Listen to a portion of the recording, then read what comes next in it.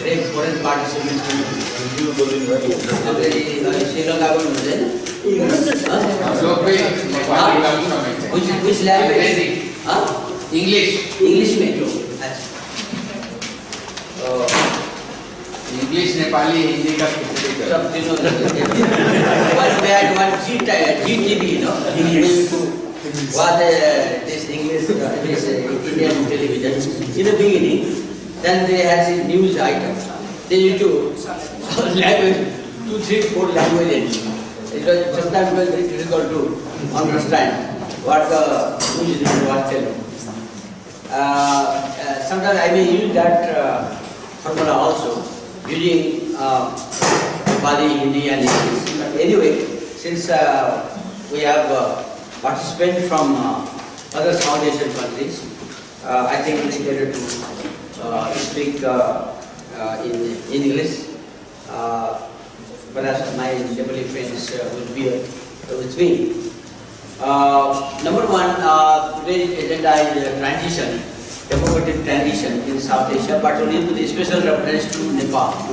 That is the theme of today's discussion.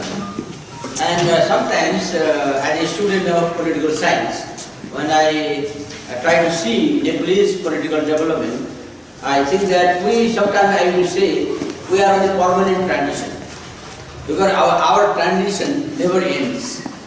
One transition after another, since 1950 revolution, 1951, then again we had some transition for 7, 8 years, then again we had the elected government, so-called parliamentary, semi-parliamentary government, 1959-60, then again we had a well coup for 30 years. No, we have been experimenting with different sets of regimes and government systems. That's why I find this world we are on a permanent transition, because our transition has never come to an end, and we think even if we try to experience with a certain constitutions that do not last long, after a few years, few decades, those constitutions are totally thrown out by revolution, by other kind of things. Even if we had the amendment of the constitution during the Panchayat times, and if you call it not an amendment, which is a rewriting of the constitution. During the Panchayat time, we had 3 major amendments. But if you look at the amendments of the constitutions, it was virtually rewritten, not amended. You amend the constitution, 1 or 2 clauses, 1 or 2 articles, but in our context, what happened? In the name of amendments, we totally changed the structure of the constitution. It happened to the Panchayat regime.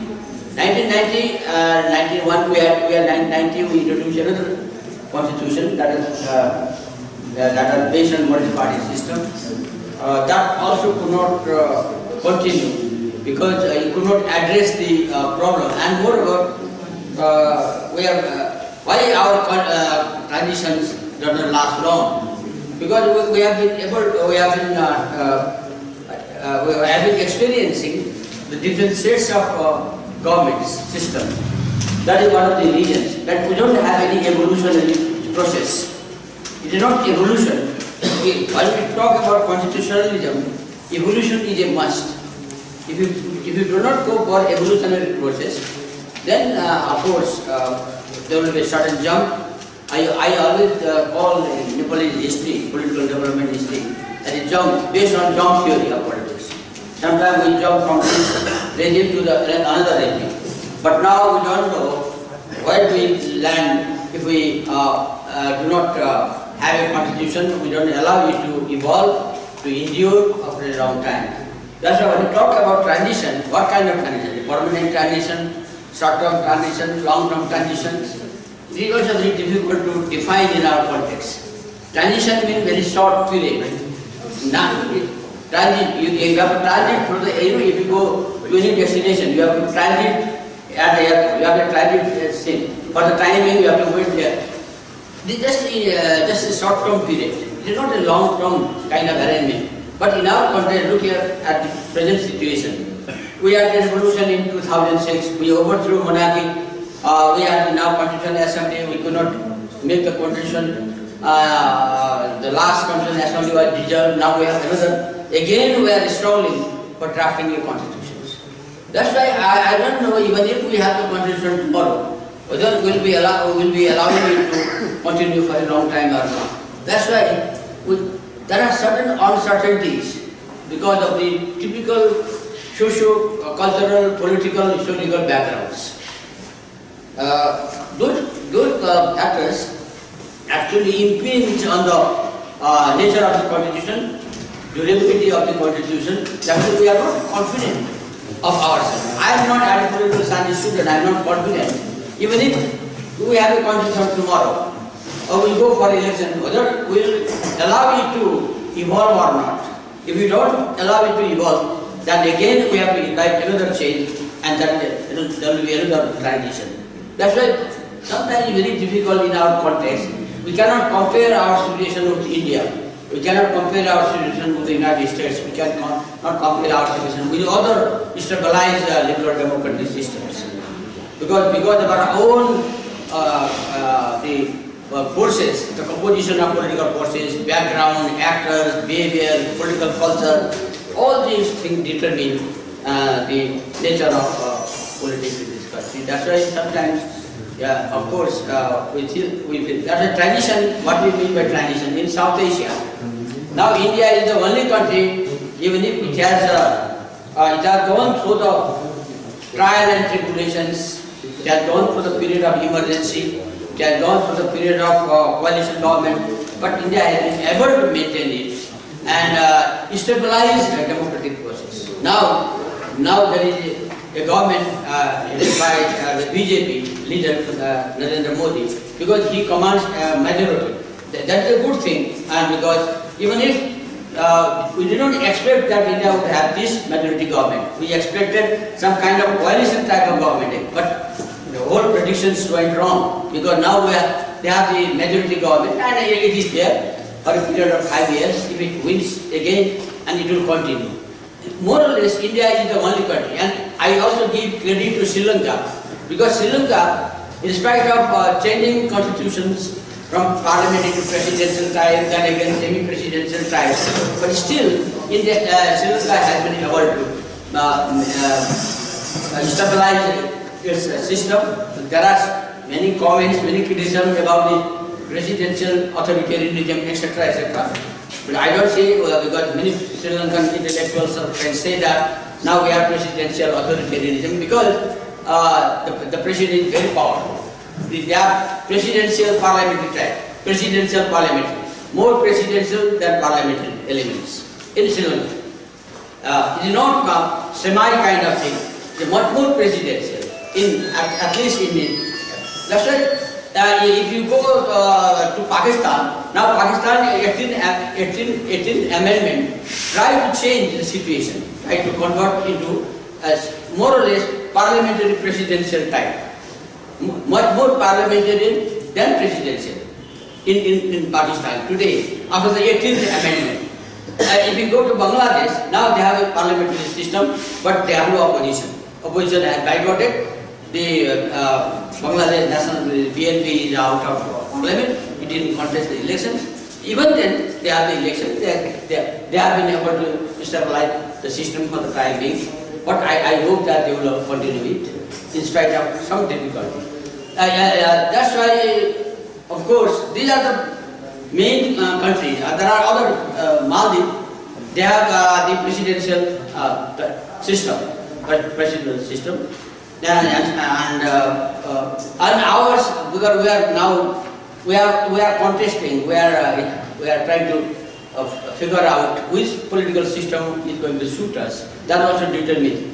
But I am not going to talk about that presidential type. But when I say that South Asia is a turbulent region, and not politically, but even sociologically, now the ethnic, now religious kind of this thing, now terrorism, etc. Non-state actors, we call them, they are much more powerful in South Asia. Now, Pakistan is very much suffering from this kind of pain. That's why we don't have any uniform kind of context, political context in South Asia. But Nepal, of course, naturally, we have our own context, we have our own background, historical background, political background. That's why we are also, our situation is not also stabilized at the moment. We are trying to accommodate political forces. We are trying to reach out to the ethnic communities, the regional groups, and try to forge a kind of consensus. That also depends how we determine our transitions. If we are successful in accommodating, in harmonizing various interests, perhaps our transition will end. If we don't, if we try to, if we try to isolate some groups, some parties, some groups, again, that will like create some problems. I think let me end here, and if I have something, I will be also telling after I listen to all my speakers and after I listen to my friends in the audience. Now let me stop here. Now I just conduct the.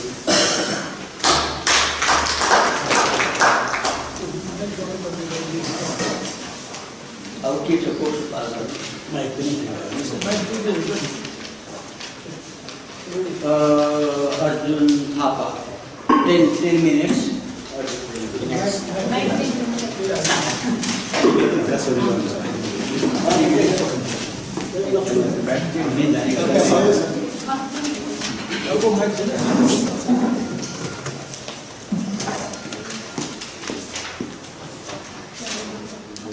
Thank you, Professor Baral. As chairing this program, you have highlighted the issue and subject as well.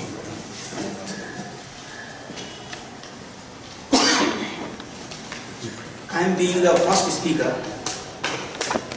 I try to raise few questions rather than commenting each and every issues. Political transition in Nepal. So, बड़ा लंबा transition हुआ है, लंबे दौर से गुजर रहे हैं, कितने साल गुजरना है ये अभी कहना बाकी है।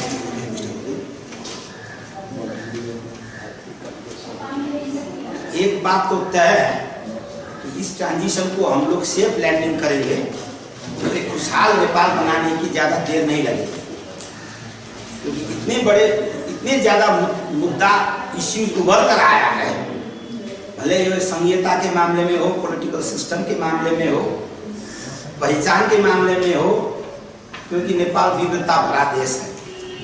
पिछले पंचायत कालों में और इधर विविधता भरा देश में एक ही भाषा, एक ही भेष, एक ही संस्कृति को लादा गया, तो बहुत से जनजातियों का, आदिवासियों के भाषाओं पर, उनके संस्कृति पर लगातार 50 साल से दमन होता रहा। यह दमन को अभी इन दमन सब फूटकर विस्फोट होकर उभरा है, तो अभी हम लोग महसूस कर रहे हैं कि नेपाल तो विविधता भरीपूर्ण देश है, यहाँ पर बहुत से भाषाएं हैं, संस्कृति हैं। तो इन परिस्थितियों में नेपाल में कैसे संविधान बनाया जाए, यह जो मुद्दा उभर कर आया है।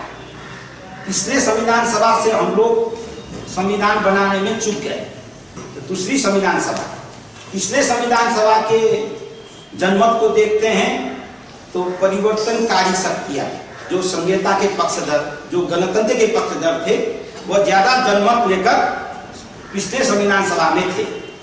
इस बार गणतंत्र के पक्षधर, संहिता के पक्षधर दूसरे संविधान सभा के जनमत में बहुत कमजोर हुए हैं, सवाल ही नहीं।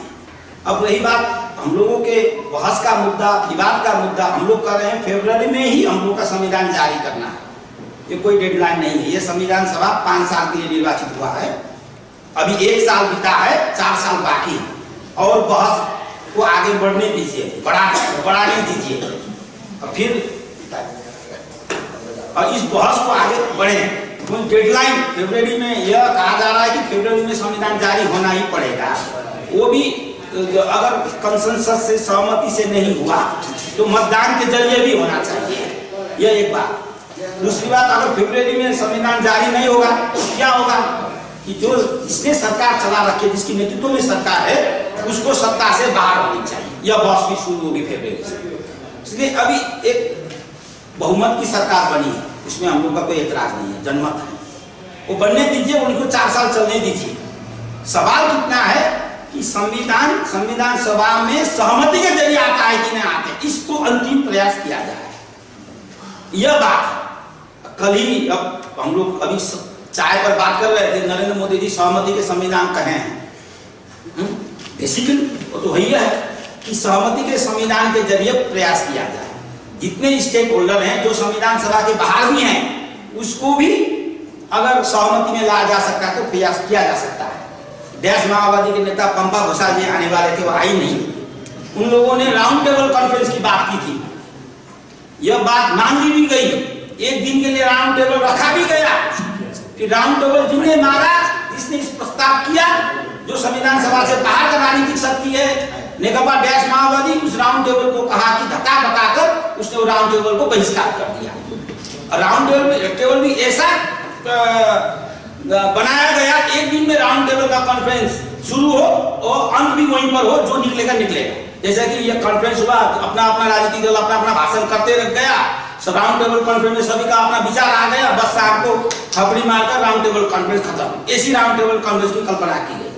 राजनीतिक शक्तियां जो संविधान सभा के अंदर की राजनीतिक शक्तियां, तो ऐसे से काम नहीं चले। अगर राउंड टेबल आपको करना ही है, प्राइम मिनिस्टर ने और राजनीतिक दलों ने इनिशिएट किया है, हफ्ते 10 दिन 15 दिन राउंड टेबल कॉन्फ्रेंस कीजिए, उससे कुछ निचोड़ निकालिए, सहकार्य करके निकालिए। यह बात हुआ ही नहीं।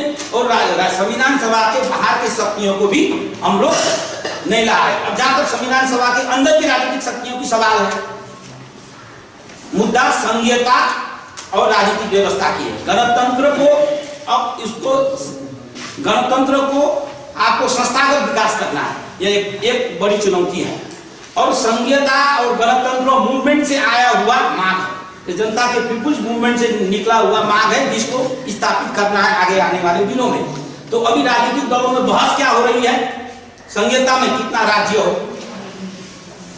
और क्या कैसा पॉलिटिकल सिस्टम हम लोग अपना ले, बहस यही है। जहां तक जुडिशियल की सवाल है, संवैधानिक अदालत हो न हो, यह ज्यादा बहस की बात भी नहीं है।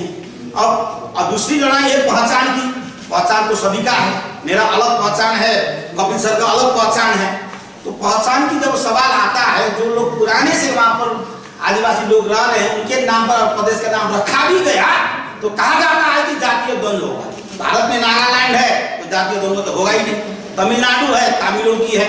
तो इसमें सवाल विविधतापूर्ण अवस्था में आप ज्यादा से ज्यादा समुदाय को रिकॉग्नाइज कैसे करें, यह बात है। और इन्हीं बातों पर अब हम लोग संघीयता के 7 फेडरल यूनिट्स की बात कर रहे हैं और अपोजिशन कर रहा है 22 दल की मोर्चा, जो हमारी पार्टी सम्मिलित है, हम लोग 10-11 की मोर्चा की बात कर रहे हैं। इसलिए सवाल क्या है, अगर कॉम्प्रोमाइज की, सहमति की संविधान लानी है तो आपको लेन देन करना ही पड़ेगा, समझौता करना ही पड़ेगा। तो कल पिछले संविधान सभा में फ्रेंच मॉडल की राजनीतिक व्यवस्था की कल्पना की गई, इसमें सहमति हो सकता है, तो जमकर बहस हुई थी। अब बहस हो रहा है सुधारिए को संसदीय प्रजातंत्र, तो मालूम पता नहीं है सुधरा हुआ संसदीय प्रजातंत्र कैसा रहेगा, कि हम लोगों का बहुत अभी आपको डॉक्टर प्रोफेसर बड़वाल जी ने कहा कि हम लोगों ने संसदीय प्रजातंत्र में नेपाली कांग्रेस ने 2 बार क्लियर मेजोरिटी लाई, लेकिन वो 5 साल भी अपनी सरकार चला नहीं पाई। तो इसने अस्थिर अवस्था में हम लोग संसदीय प्रजातंत्र को भी प्रैक्टिस कर चुके हैं। तो इस अवस्था में कैसी पॉलिटिकल सिस्टम को हम लोग कॉम्प्रोमाइज करके लाया जाए। विश्व में 3-4 ही मॉडल है, एक प्रेसिडेंशियल फॉर्म ऑफ डेमोक्रेसी, दूसरा पार्लियामेंट फॉर्म ऑफ डेमोक्रेसी, दोनों उसी में किसी का क्या, एक हमारे पास फ्रेंच मॉडल भी है। इन परिस्थितियों में जब पॉलिटिकल सिस्टम की बात आती है तो इसमें बहस थोड़ा सा और गहरा करके बहस किया जाए, नहीं हो पा रहा।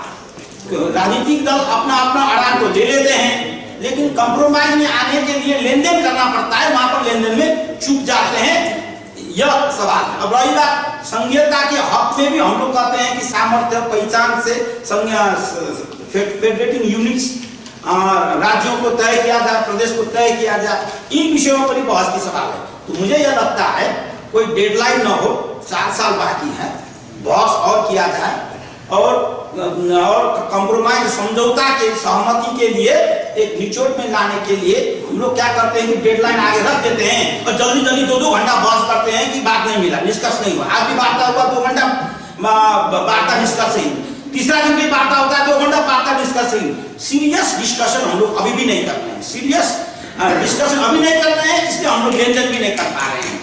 इन परिस्थितियों में नेपाल का ट्रांजिशन कम से कम हो, यह दूरियां, यह ट्रांजिशन का समय ज्यादा न हो, इसके लिए प्रयास करनी चाहिए। यह करते हुए हम तो नेपाल की स्थिति में अभी भी हम लोग नेपाल ट्रांजिशन जो बोला जाता है, लेकिन अस्थिर राजनीतिक रूप में, आर्थिक रूप में नेपाल अस्थिर नहीं हो पाया है, इसलिए नेपाल का भविष्य उज्जवल है। हम लोग कुछ करके निकालेंगे, संविधान बना पाएंगे, यह विश्वास करते हुए आपसे विदा करता हूं। धन्यवाद।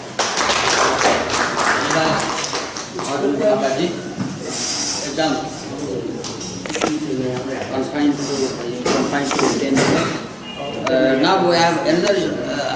We just finish the speaker, then we will enter into discussion. From Bangladesh, Abu Salat Muhammad Yusuf, Research Fellow, Bangladesh. BIS, Bangladesh Institute of International Strategic Studies.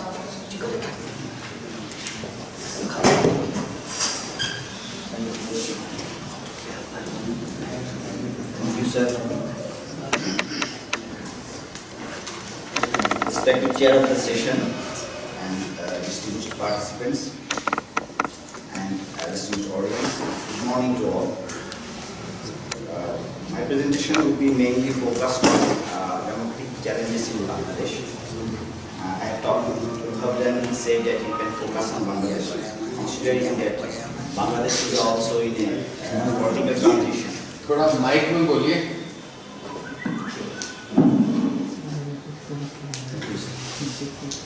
So my presentation will be divided into sections. First section will cover how democracy evolved in Bangladesh, and second section will cover what are the present challenges for democracy in Bangladesh. As you all know, Bangladesh is a country. In 1971, we became independent from Pakistan. So one of the main objectives of our independence was establishing democracy in the country. So after the independence, we established a parliamentary system of government under the leadership of Sheikh Mujibur Rahman, father of the nation. But unfortunately, within 4 years of his coming in power, he changed the constitution and made an amendment in the constitution, established one-party system in the country, that is known as in 1975.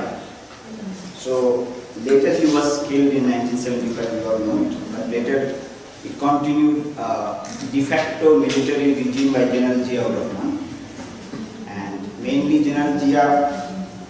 But later he compelled, someone said, okay, it was his enthusiasm to establish democracy, but critics say that he compelled to return democracy again, and he established multi-party democracy in the country. But again in 1982, General Shah made a military coup, and he continued till 1990. But there was an uproar in 1990, and we established democracy. Since 1990, we continued a parliamentary system of government in the country, except 2008 and 2007-2008, when the military took the power and they established caretaker system of government. But the main problem is that since 1990, though we say it is a democratic system, but later in 1996, 1991, Khaleda Zia's government came in power under a caretaker government. We all know about the caretaker government. It is a system of government that all the parties will agree to select a person who will govern, who will be the chief of the government. But the problem was in 1990 election it was free and fair, 1996 election it was free and fair, and 2001 election it was also accepted by all. But in 2006 when Khaleda Zia's government was in power, just they made some mechanism to control the power. Khaleda Zia may not be in power, but he selected somebody in constitution that he will come in power and he will be in favor of Khaleda Zia. Basically, in constitution, chief of the judiciary, chief justice, would be the head of the government. But the problem was Khaleda Zia's government made a chief justice who was once upon a time politically affiliated with Khaleda Zia's party. So Awami League did not accept it, and they started protesting in the streets.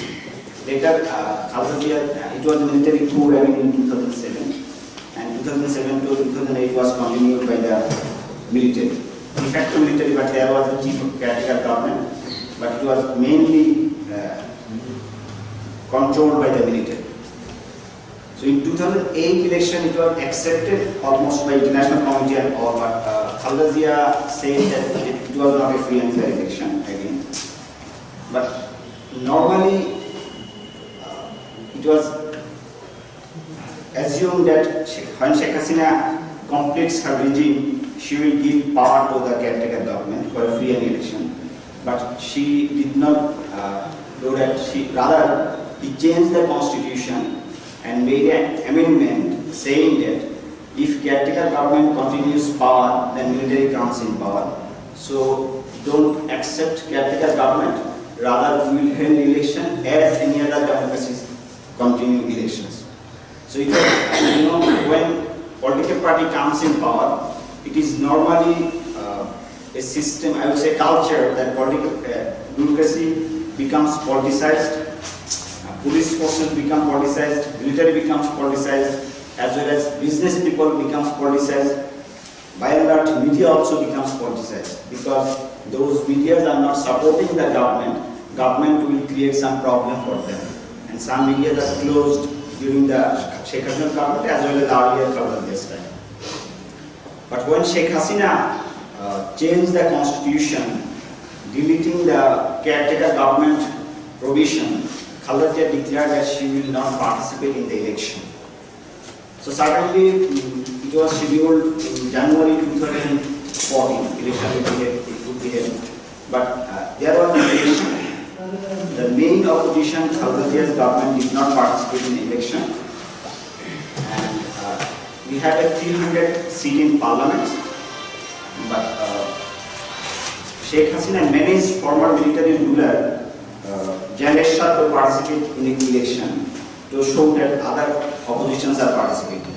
So mainly Sheikh Hasina and some of the left political parties have very less influence in the country, as well as Shah's party, that is known as Jatiya Party, participated in the election. So in one way it was one party election, because we have 300 seats in parliament. So 153 seats were elected without any election, because they have given the candidates from different parties, I mean small parties.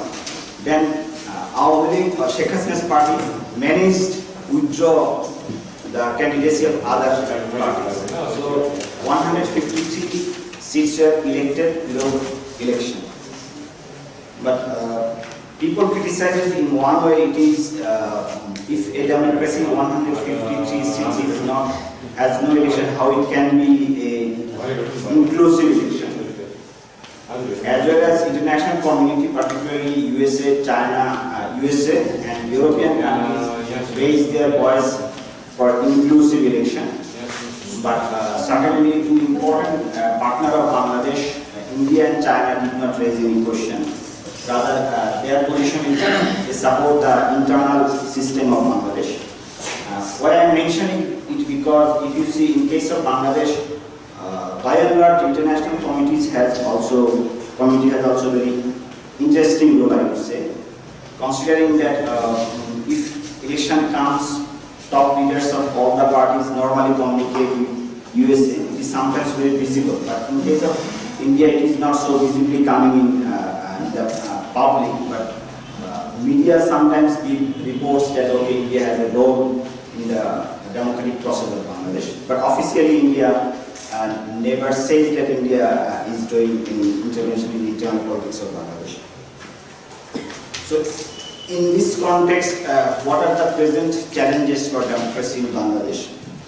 I would say first one would be some people think that there is a need of inclusive election. Inclusive in this sense that the main opposition BNP has to participate in election. But on the other hand, the constitutional framework is made in a way, if you follow, present constitution says that Awami League can continue till 2018, and politically Awami League is strong enough to maintain political order. But it is said that Awami League has no control in any other thing without BNP, because BNP politically became so weaker and not organized enough. Secondly, BNP has an affiliation with Islamic radical political parties, particularly Jamaat Islami. Those are Islamic political parties. So, general people also do not like BNP having affiliation with Islamic parties. But the problem is to make any movement in the street, BNP needs opposition parties. BNP needs Islamic radical parties. So, and secondly, so it is then the case of caretaker government. If BNP doesn't give any caretaker government, would BNP participate in the election? Thirdly, it will be about the trials of war criminals. It is a very big issue in Bangladesh, you all know. And lastly, there are many normal things. We know that politicization of bureaucracy, political control of mafia's political control. I mean, it is said that 65% of parliament members are from business community. So business interest is always very strong in the political process. I would say that lastly, I would say that the human rights issues as well as ensuring rights of marginalized people became a problem because when police is supporting government and securing government's position in the political order, it is very difficult for opposition to make a democratic system. Thank you. Thank you. Thank you for sticking to time. Now, Professor P.C. Upreti. Mic, sir. Okay. You have to have me also.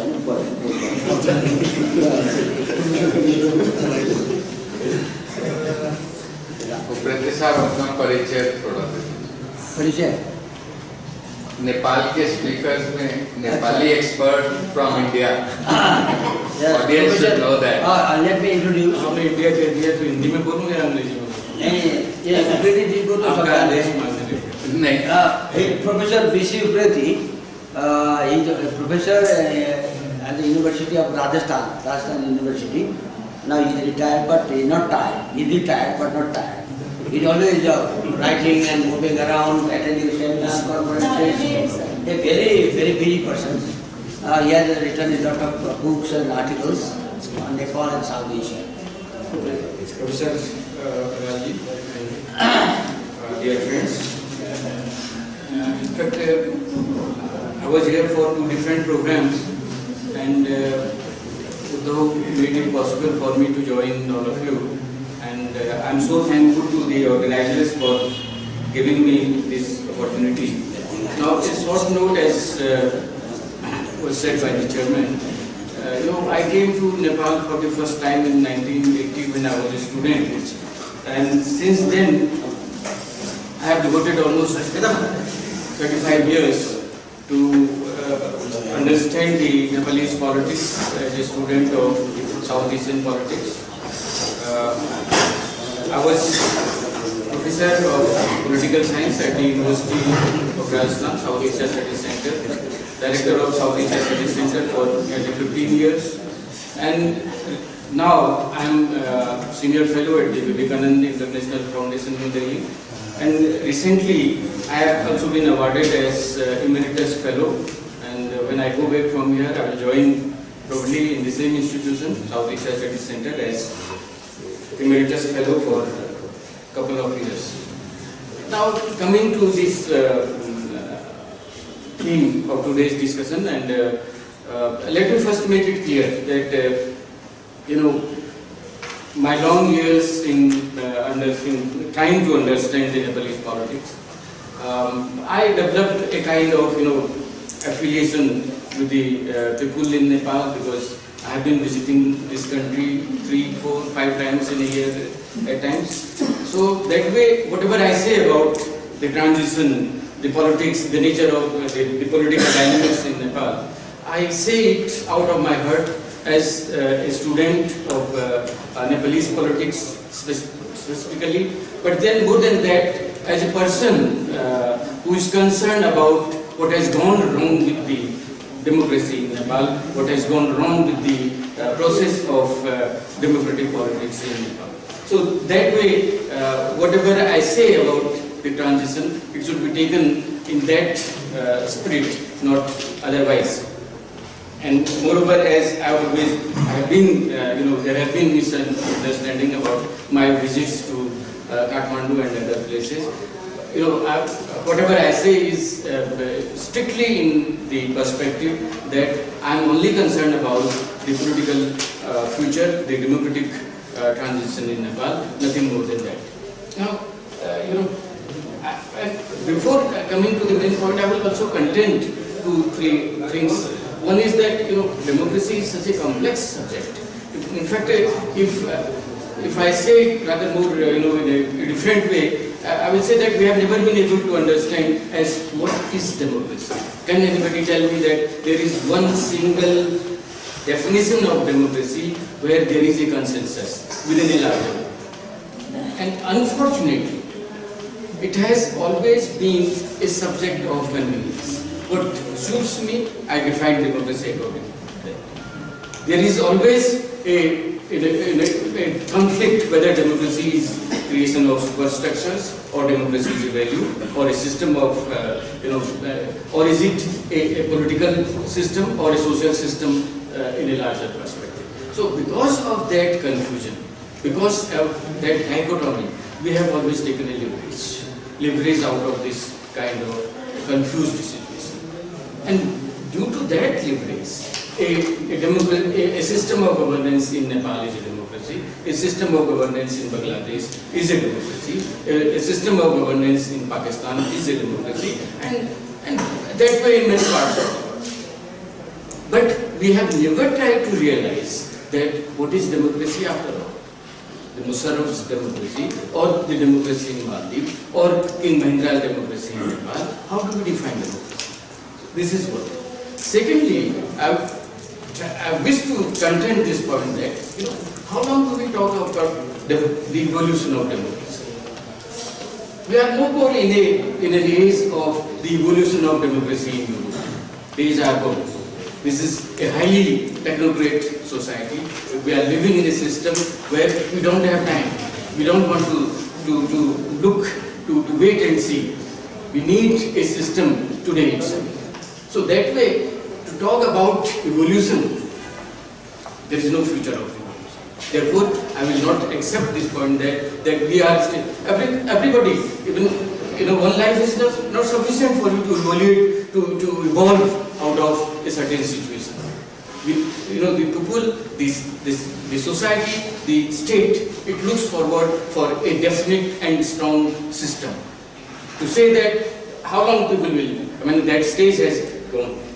Third aspect which I want to contend is that, when we talk about that Nepal is still in a transition, or that we say that Nepal did not have that experience, then I will say that the democracy came to Nepal almost in correlation with the democracy in India or the democracy in South Asia.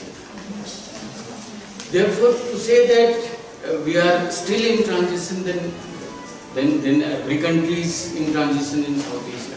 So therefore, I will say that how again, as I say in terms of evolution, I will say that this transition is a prolonged transition, and this transition has not led this country to anywhere. Therefore, we will have to, instead of making a statement that we are in transition, well, then live with this transition for years, for decades, for centuries. So therefore, we have to analyze that after all, why this transition? Have you allowed this transition to take place, or there are means, or that we have certain opportunities or certain means to block this transition and come into a system of governance as such?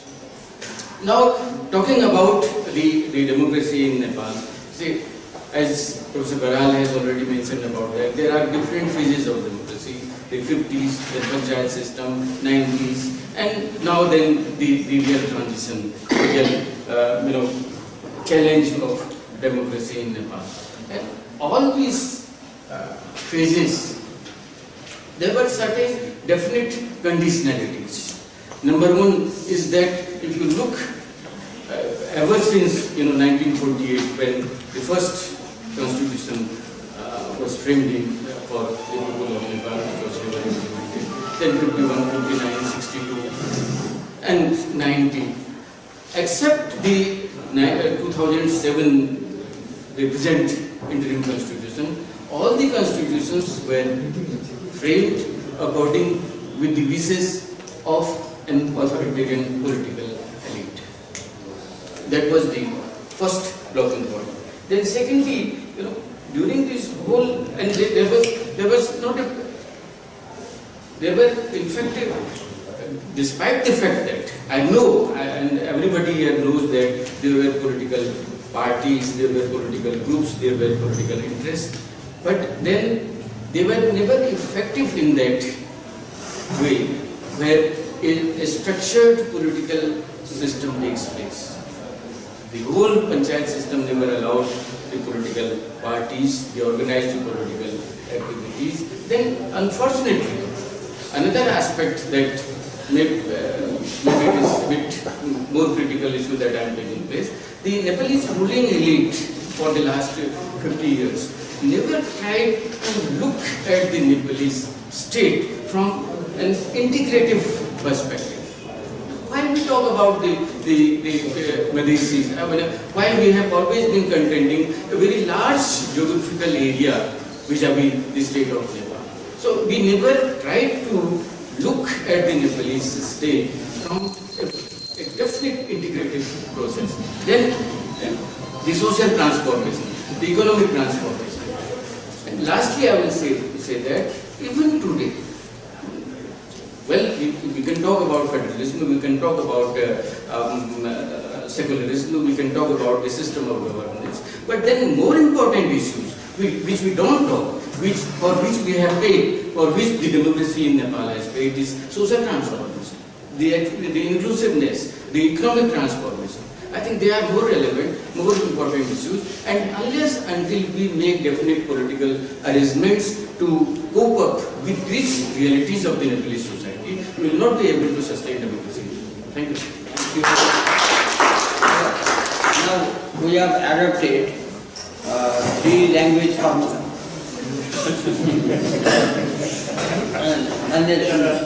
We have adopted 3 language formulas. Tinta bhasha cha, Nepali, Angrezi, Hindi. Any language you can choose. अब जसो भएको हुनाले अब उहाँहरू मेरोसँग हुनुहुन्छ, उहाँको नाम थियो मान्यजीको प्रदीप गेवालीजी, उहाँ चाहिँ टाढै जानुपर्ने 25 जाति जानुपर्ने, उहाँले अहिले भन्नुभएको टाइम त्यसो अहिले उहाँलाई अनुरोध गर्छु। प्रदीप जी चले जाएंगे बोलने के साथ? हाँ जी, इसको बुलवाइए मत। हमको इन्हीं को कुछ कहना है।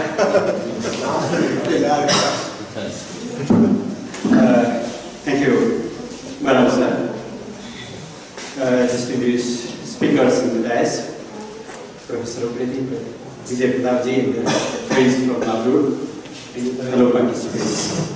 I would like to convey my sincere thanks to Southeast Asia and Ecological Democracy for providing me this important opportunity to share some opinions on the topics.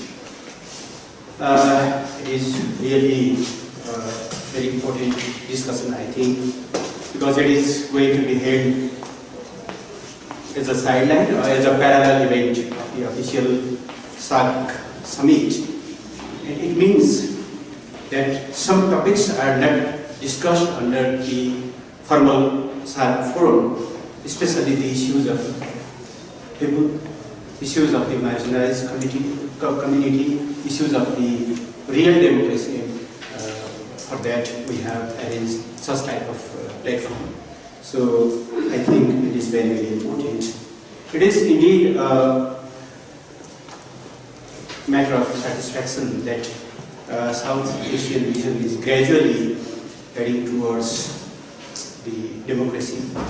Although we can discuss how substantive and how meaningful is this democracy, but at least all nations in South Asia are formally, legally, they are accepting the democratic constitution or democratic practices.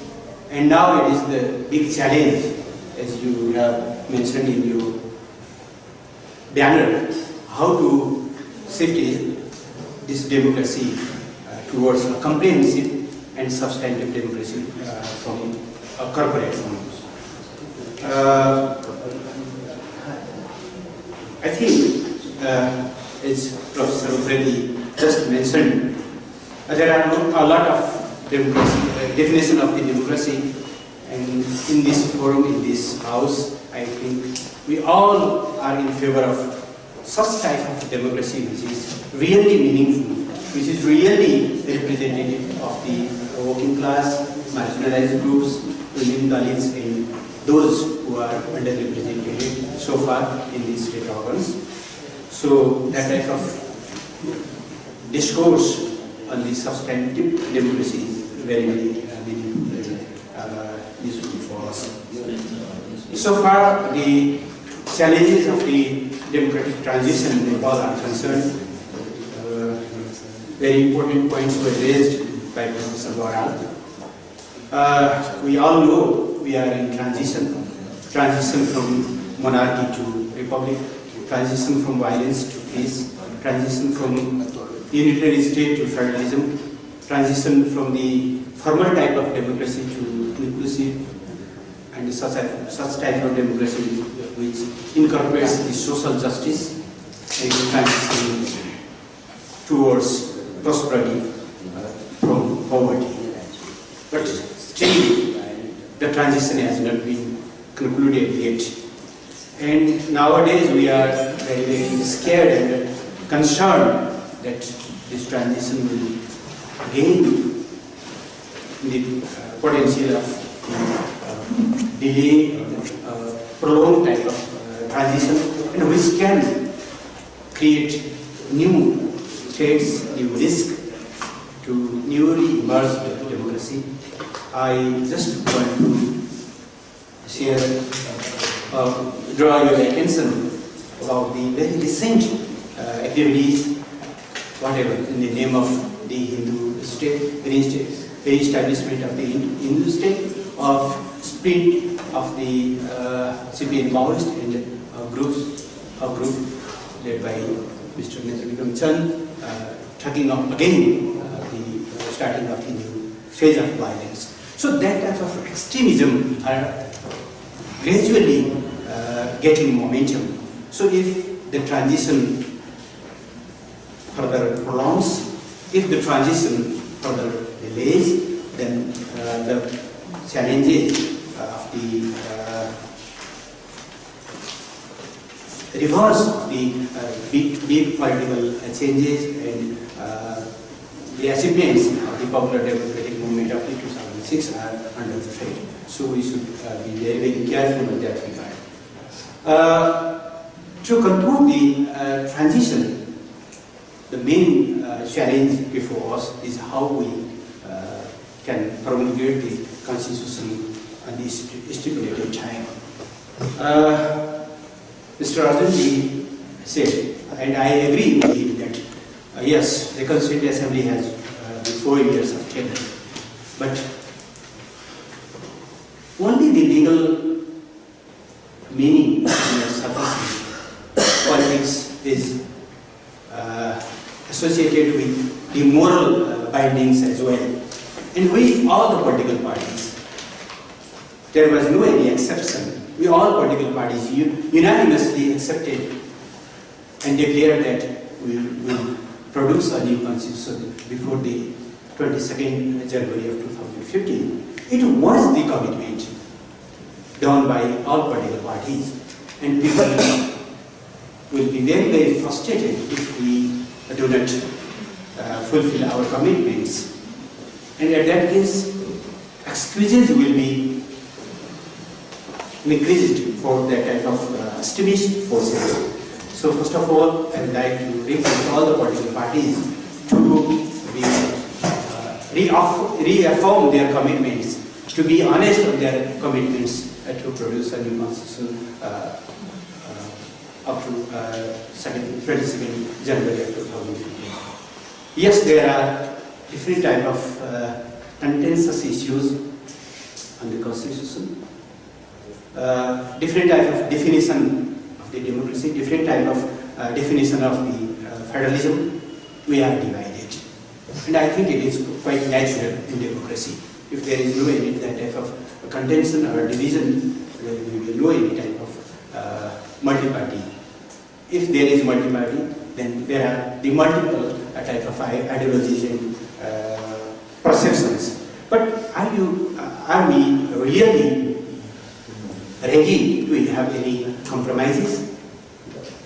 The main problem, I think, is that everybody talks about the consensus, but nobody is ready to compromise. Everybody talks that that is my point, and there should be the consensus. Others should avoid my perception. That is the problem. So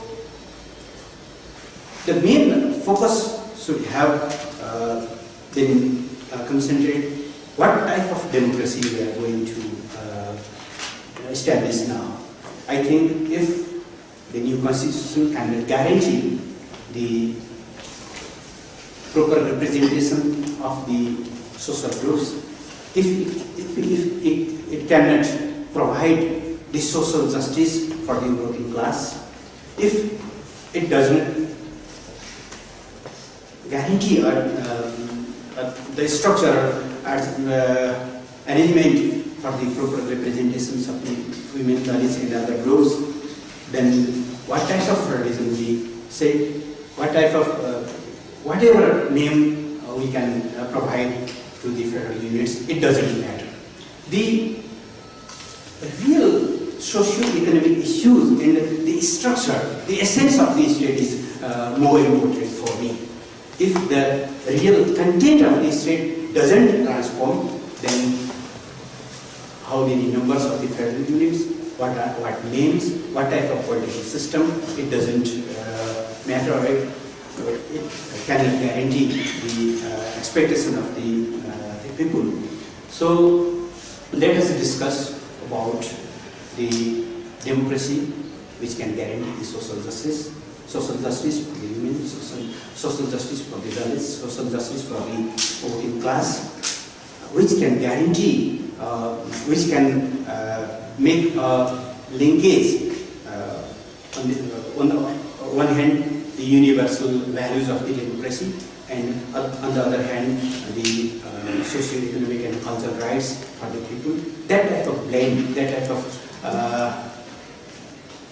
mixture, that type of democratic system, democracy with social justice, only can guarantee the stability and peace.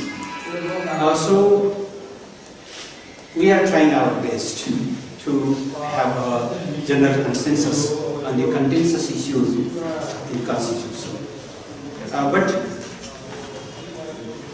having a broad spectrum, on the one hand, far rightist group which are demanding restoration of the monarchy, and other groups which follow the extreme leftist type of perception, general consensus is less likely. If that is the situation, we should seek different alternatives comprising maximum type of maximum scale of consensus to produce a new constitution. A constitution is a dynamic document. You can I will conclude. It is a document which have dynamism. If there is some shortcomings, if there is some problem, you can amend gradually in the days coming, and it can gradually be amended, and as a dynamic document it can represent the new expectations of the people. But if we all insist that every agenda in my election manifesto should be incorporated immediate now, then it will be very, very difficult to have a compromise and to have a new constitution, and then it will be very, very difficult to conclude the transition. So I would like to request all the political parties and those who are very, very closely associated with this democratic movement to see in this way. My sincere apology for the organizers. I am leaving to Manila now. So having a constraint of time, I will miss a lot of very important observations and presentations from different scholars. Sorry for that. Thank you again. Thank you. Thank you, Pradeep Gyawanaji. Pradeep Gyawanaji, I failed to introduce him. He was a minister, and now he is the leader of CPN UML, secretary of CPN UML party. Now I have another member of Constitutional Assembly, Raj. First year, not anyway. We recognize you as a member, even if you are not member at the moment. Anyway, a former member of the CA, Imraj Bhandari, please speak. 10 minutes.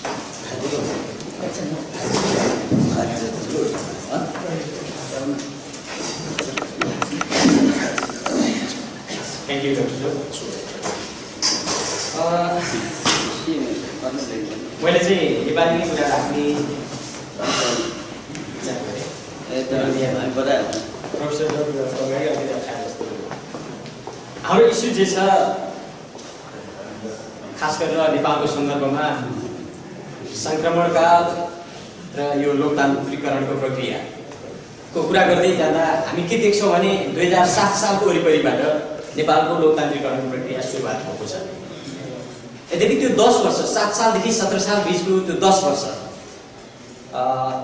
तत्कालीन आन्दोलनकारी शक्तिहरूको बिचको एकताको अभावमा हामीले pound त मलाई अहिले इतिहासको समीक्षा गर्दा लाग्छ बिपी कोइराला जस्ता खास गरेर पुँजीवादी चेतना भएका नेपाललाई सामन्तवादबाट पुँजीवादमा डोर्याउन सक्ने स्ट्रङ लिडरसिप हामीले भेट्दा भेट्दै पनि विडम्बना 2017 सालमा फेरि त्यो हरण भयो र हामीले फेरि अर्को ठुलो मुभमेन्टद्वारा मात्रै त्यसलाई प्राप्त गर्नुपर्ने अवस्था आयो र हामी मलाई लाग्छ त्यो 30 वर्ष हामी पछाडि पऱ्यौँ। लोकतान्त्रिकरणको प्रक्रियामा हामी 30 वर्ष पछाडि पऱ्यौँ र त्यसको पीडा अहिले हामी भोगिराखेका छौँ, हाम्रो जेनेरेसनले भोगिराखेको छ जस्तो मलाई लाग्छ। अझ हाम्रोमा पनि आफूताखेरि यो माओवादी जनयुद्ध त्यसपछि गएर 62 को जनआन्दोलन सम्म आइपुग्दाखेरि अहिले पहिलो सिएको विघटन र अहिले जहाँनिर आइपुगेर संविधान सभा अड्किएको छ यो राजनीतिक इस्युमा अड्किएको छ जस्तो मलाई लाग्दैन। राजनीतिक इस्युमा अड्किएको छैन, हाम्रो नेतृत्वमा खास गरेर त्यो सामन्तवादबाट हुर्किएको त्यो चेतनाद्वारा हुर्किएको। किन सामन्तवाद भनेको त हाम्रो जिनमा रगतमा पुरै चाहिँ ब्लडमा लिएर आएको छ हामी। व्यक्तिवाद, स्वार्थ, यो त्यो सामन्तवादद्वारा हुर्किएको नेतृत्वमा पुँजीवादी आधारभूत पुँजीवादी चेतना प्रवेश गर्न नै ढिला हो जस्तो मलाई लाग्छ।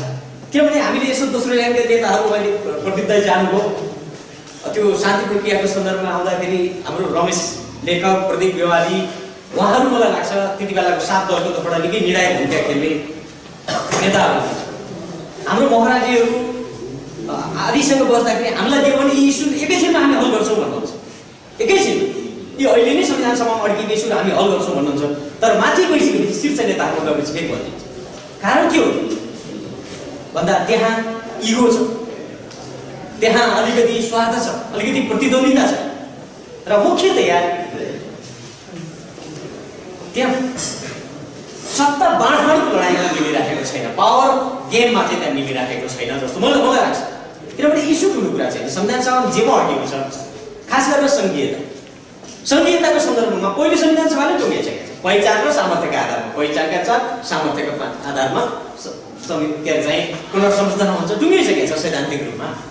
अब अहिले उहाँहरू झगडा नाम र सङ्ख्यामा गरिराख्नु भएको छ, त्यो प्राविधिक कुरा, त्यो त रूप पक्ष हो, साथ होइन नि। कस्तो प्रतिनिधित्व गराउने, पीडितहरूलाई कसरी राज्य सञ्चालन तहमा ल्याउने भन्ने त्यस्तो मेकानिजम बनाउँ भन्नेमा छैन कि खालि सङ्ख्याको उसमा गरेर त्यो अर्कै चिजको लागि बार्गेनिङ भइराखेको छ जस्तो मलाई लाग्छ। र मैले अहिले देखेको के भने अहिलेसम्मका आन्दोलनबाट प्राप्त भएका हाम्रा उपलब्धिहरू जे छन् त्यसलाई यो संविधान सभा मार्फत हामीले संस्थागत गर्नुपर्छ। गणतन्त्र, सङ्घीयता, धर्मनिरपेक्षता, समानुपातिक समावेशिता जुन खालको मोमेन्टबाट प्राप्त भएका एजेन्डाहरू छन् त्यसलाई संस्थागत गर्ने चुनौती अहिलेको हाम्रो पहिलो चुनौती त्यसलाई संस्थागत गर्ने। दोस्रो, मैले हेर्दाखेरि मैले अघि पनि भने 7 सालदेखि पछि पुँजीवादी चेतनामा विकास भएको लिडरसिप त बिपी कोइरालानी जस्तो देख्छु मैले। सामन्तवादी चेतनाबाट देशलाई समृद्ध पार्ने पृथ्वीनारायण शाह र महेन्द्र नै हो। पृथ्वीनारायण शाह र महेन्द्र सामन्तवादी चेतनाद्वारा यसलाई देशलाई समृद्ध पार्ने बाटोमा अगाडि बढेको लिडरसिप यही दुईटा। पुँजीवादी चेतनामा आउँदा बिपी कोइराला जतिको हाइटको लिडरसिप अहिले पनि हामीले पायौँ।